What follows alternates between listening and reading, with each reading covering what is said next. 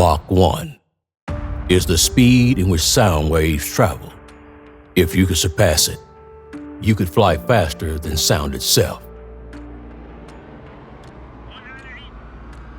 But up until 1947, anyone who tried experienced a deadly phenomenon: violent turbulence and loss of control function, sometimes ending in tragedy. At the end of World War II, the U.S. was in a race to address the issue. Many didn't think it could be overcome.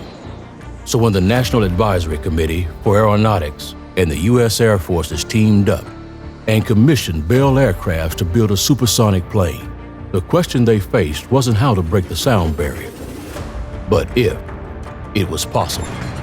For that, they'd need a very courageous pilot.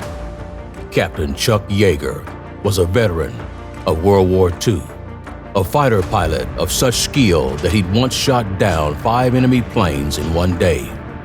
Even as he climbed into the cockpit of the experimental rocket plane, the XS-1, on a mission to do the impossible, he did so with 2 broken ribs from an accident just days before.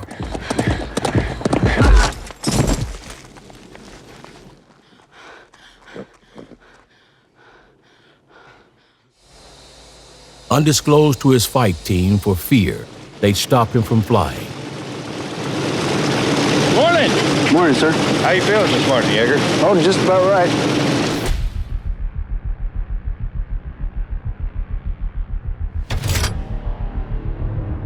Dropped out of the belly of a B-29 bomber at 25,000 feet. Yeager let the XS-1 rip in his 9th attempt to reach Mach 1. During his 8th flight, he'd narrowly escaped disaster when his controls froze up just shy of the goal.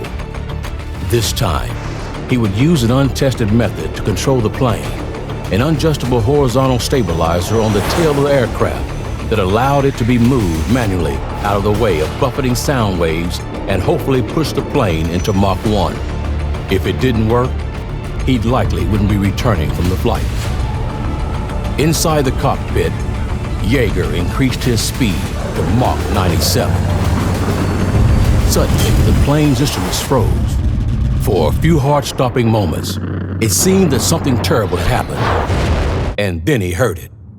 The world's first sonic boom.